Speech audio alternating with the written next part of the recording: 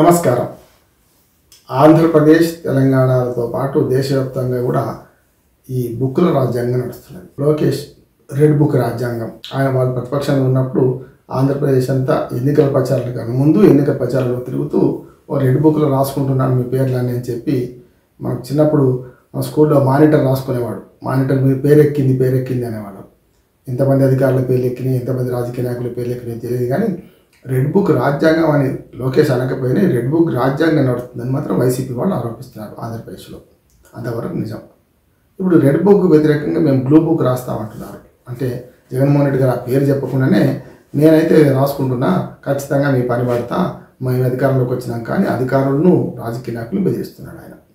అప్పుడు వాళ్ళు ఇప్పుడు వీళ్ళు ఏం తగ్గేదే లేదు. ఇద్దరు కూడా ఎవరికి వాళ్ళు తగ్గేదే లేదు మాట్లాడుతున్నారు.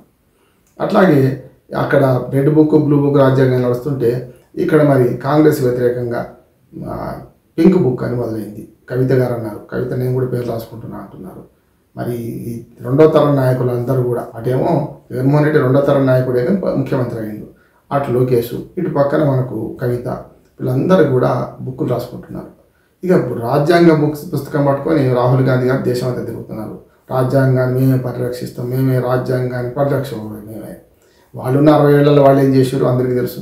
ఇప్పుడు 20 ఏళ్లలో వీళ్ళు ఏం చేస్తున్నారో ఇది తెలుసు. ఈ 10 ఏళ్లలో అంతకుముందు మనకు కాంగ్రెసేతర ప్రభుత్వాలు ఉన్నప్పుడు ఏం జరిగిందో తెలుసు మనకు. కనుక వీళ్ళు ఎవరు తగ్గేదిలే, ఎవరు తీసుకోలేదు అంటున్నారు. ఈ బుక్కుల రాజ్యాంగం చేసుకుంటూ అధికారులను బెదిరించే క్రమంలో నేను ఒకటి మాట అంటున్నాను. జనరల్గా మనకు ఐపీసీలో, పాత ఐపీసీలో సెక్షన్, ఇప్పుడు కొత్త సంహిత ఉన్నారు కానీ నేర సంహిత, దానిలో అర్థం కాని భాష, అర్థం కాని సెక్షన్లు మార్చేశారు అంతే తప్ప విషయం అదే. అంటే కొత్త సీసాలో పాత సార పోసింది, అంతకని ఏం లేదు. సీసా కొత్తదని చూపెడుతున్నారు. కనుక రాజ్యాంగంలో మనకి భారత నేర సంహిత కానీ, సాక్ష్య చట్టం కానీ, భారతీయ సాక్ష్య నాగరిక కానీ, ఇవన్నీ కూడా పేర్లు సంస్కృతం పేరు పెట్టారు. కొరకరాని కొయ్యలుగా తయారు చేశారు, అది వేరే సంగతి. ఇక్కడికి వచ్చేవరకు ఏంటంటే ఈ బుక్కులో రాసుకునే క్రమంలో వీళ్ళు ఏం చేస్తున్నారు, అధికారులను డైరెక్ట్గా బెదిరిస్తున్నారు. నా ఉద్దేశం ఏంటంటే ఎవరైనా ప్రజా ప్రయోజన రాజ్యం వేయాలి, లేకపోతే సుమోటోగా కోర్టులో తీసుకోవాలంటున్నాను నేను. ఎందుకంటే అధికారులను తమ విధులకు ఆటంకపరుస్తూ వాళ్ళని బెదిరిస్తున్నారు చూసారా, అది ఐపీసీ 353 సెక్షన్ ప్రకారం నేరము. చిన్నదే కావచ్చు, బేలేబులే కావచ్చు, కానీ నేరము. కనుక ఈ నేరం మీద అందరి మీద కేసులు పెట్టాలంటున్నాం. చూడండి బిడ్డలారా, మేము అధికారంలోకి వచ్చిన మీ పని పడతాం, మిమ్మల్ని బహిరంగంగా నగ్నంగా నిలబెడతాం, బజార్లో నిలబెడతాం నగ్నంగా అని మాట్లాడుతుంటే అధికారులకు చీమునెత్తులు ఉండాలి కదా. ఏమంటున్నాను, ఎవరైనా సరే అధికారం అనేది శాశ్వతం కాదు. అది ఆ మాట కూడా జగన్మోహన్ రెడ్డి గారు కూడా చెప్పారు, అధికారం ఎవరికి శాశ్వతం కాదు. మరి అంతకుముందు ఏమనుకున్నాం, 5 ఏళ్ళు కాదు 30 ఏళ్ళు, వచ్చే 30 ఏళ్ళు మాదే అన్నాడు ఆయన. అంతకుముందు చంద్రబాబు నాయుడు గారు ఏమన్నారు, పోలవరం కానీ అమరావతి కానీ ఆవిడ సగంలో పడబెట్టి వచ్చే 20 ఏళ్ళు నేనే ముఖ్యమంత్రి 2047 విజన్ పెట్టుకున్నారు ఆయన. ఎవరైనా సరే పార్టీలు శాశ్వతం కాదు, ప్రభుత్వాలు శాశ్వతం అని గ్రహించకపోవడం వల్ల వచ్చిన సమస్య ఇది. వచ్చే అధికారం అంతా మాదే అన్నట్టు. జనరల్గా యక్ష ప్రశ్నలలో ధర్మరాజును యక్షుడు అడుగుతారు ఏమనంటే, మనం అనుకోకుండానే మనము అమాయకత్వంగా మనం నమ్మే విషయం ఏంటంటే అంటాడు, అందరూ చనిపోయే వారము అని నమ్మి జీవరాశులన్నీ చచ్చిపోతున్నవి చూసి కూడా మనం మాత్రం శాశ్వతం అనుకుంటామట. అది పెద్ద లోపం అంటాడు, అది తెలివితక్కుతనం అంటాడు. అందుకనే జాతస్య మరణం ధ్రువం అని అందరికీ తెలిసే నేను జీవితాంతం బతుకుతా అంటే ఇప్పుడు రేపు చచ్చిపోతున్నా ఎల్లుండి చచ్చిపోతున్నా కాదు, ఎప్పుడైనా బతుకుతా అనే ఒక అహంట చూసినా చావు తెలివి. అంటే వాళ్ళు చచ్చేది చూస్తుంటారు కానీ మాత్రం తాము ఎల్లకాలం ఉంటామనుకుంటారు. అట్లాగే శ్మశాన వైరాగ్యం, ప్రసూతి వైరాగ్యం అంటాం కదా. అట్లానే ఇప్పుడు వీళ్ళందరికీ అధికారంలో ఉన్నప్పుడేమో ఏమీ కన్ను మీద కానదు, అధికారం పోగానే పేదవాళ్ళు అయిపోతున్నారు, బేలగా అరుస్తున్నారు, మీరు అట్లా చేశారని మీరు ఇట్లా చేశారు. ఫిరాయింపుల మీద అదే గొడవ. ఎక్కడైనా దేశవ్యాప్తంగా ఫిరాయింపుల మీద ఏదైతే పార్టీ అధికారంలో ఉంటుందో వాళ్ళు ఫిరాయింపు చేస్తారు. వాళ్ళు జీతా ఓ సికందర్ మేము చేసిన పని గొప్పది అనుకుంటారు. వాళ్ళ అధికారం పోగానే వాళ్ళ పార్టీ వాళ్ళని ఎవరైనా తీసుకుంటే గగ్గులు పెట్టి అరుస్తారు. అంటే వాళ్ళ కోటి న్యాయం ఇంకోటి న్యాయం కాదు కదా. అందుకని అదే యక్ష ప్రశ్నలో ధర్మరాజును ఇంకో ప్రశ్నకు సమాధానం ధర్మరాజు చెప్తాడు. యక్షుని అడిగిన ప్రశ్నలో ఏమంటారంటే, మనం ఎదుటి వారిని ఏ మాటతో మనం మాట్లాడితే ఎదుటివాడు బాధపడుతుండొచ్చు, అదే మాట మనకు ఎదుటివాడు సమాధానం ఇస్తే మనం కూడా బాధపడతాం కదా.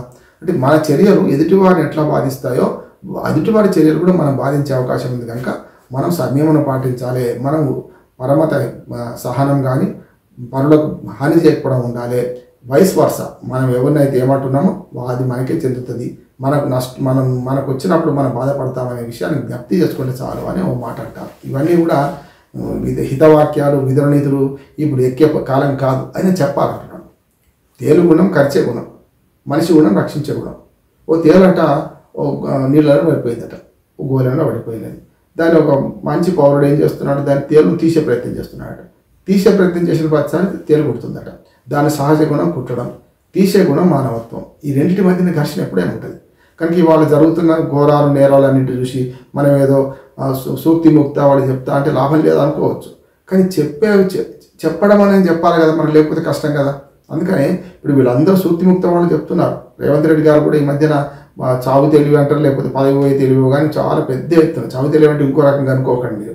నేనేమంటున్నానంటే తన దాకా వస్తే ఈ మొత్తం చుట్టుముట్టు చుట్టుముడితే సమస్యల సుడిగుండంలో మునిగిపోతుంటే మునుక కూడా మంచిది అనుకుంటారట. దేవదాస్ సినిమాలో పాట ఉంది కదా మనకు, ఏది మునకే సుఖం అనుకోవై కుడి ఎడమైతే పొరపాటు లేదో.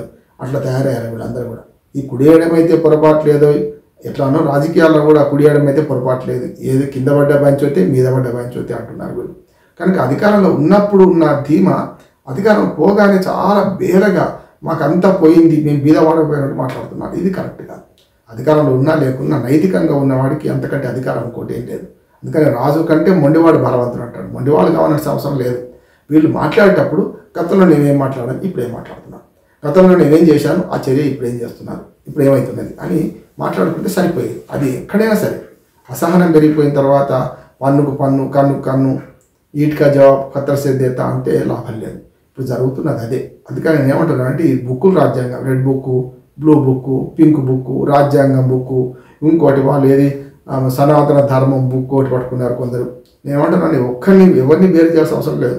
సనాతన ధర్మం బుక్ ఒకరిది, లౌకికత్వం బుక్ ఒకరిది, అట్లాగే మతవాదం బుక్ ఒకరిది, మత తీవ్రవాదం బుక్ ఒకరిది, అట్లా వామపక్ష తీవ్రవాదం బుక్ ఒకరిది. ఎవరికి వాళ్ళు ఏమన్నా తీరే, ఎవరు ఇంకోదాన్ని క్షమించరు, ఇంకోదాన్ని సహించరు కూడా. అంటే ఏమవుతుందంటే మన వాదనే కరెక్టు అనుకునే క్రమంలో ఎదుటివారిని వ్యక్తిత్వాన్ని హననం చేస్తున్నారు, ఎదుటివారిని సిద్ధాంతాలను హననం చేస్తున్నారు, ఎదుటివారిని భౌతికంగా దాడులు చేస్తున్నారు. అందుకని ఇవాళ రెడ్ బుక్ రాజ్యాంగం అమలు జరుగుతుందన్న జగన్మోహన్ రెడ్డి తను బ్లూ బుక్ రాస్తా అంటున్నారు. అంటే తన ఒక రకంగా, ఎదుటి వాళ్ళు ఒక రకంగా. ఇవన్నీ సరైనది కాదు. ఈ బుక్కుల రాజ్యాంగాన్ని పక్కన పెట్టండి, భారత రాజ్యాంగాన్ని చేతులు పట్టుకోండి. చట్టం ముందు అందరు సమానుడే, చట్టం అందరికీ చుట్టం కాదు, ఎవరికి చుట్టం కాదు, చట్టం అందరికీ సమానంగా వర్తిస్తుంది అనే దాన్ని గ్రహించి భారత రాజ్యాంగాన్ని గౌరవించి మళ్ళీ రాహుల్ గాంధీ దగ్గర పోవద్దు. భారత రాజ్యాంగాన్ని అందరూ గౌరవించాలి. రాజ్యాంగము, చట్టము, ధర్మము, న్యాయం దీని ప్రకారం నడిస్తే సర్వేజన సుఖినో భవంతు, అందరూ బాగుంటారు. అందులో మనం ఉండాలని మనం కోరుకుందాం. ఈ బుక్కుల రాజ్యాంగాన్ని పక్కన పెట్టండి, అసలైన భారత రాజ్యాంగాన్ని చేతబట్టండి అని మరొకసారి విజ్ఞప్తి చేస్తూ ముగిస్తున్నాను. నమస్కారం.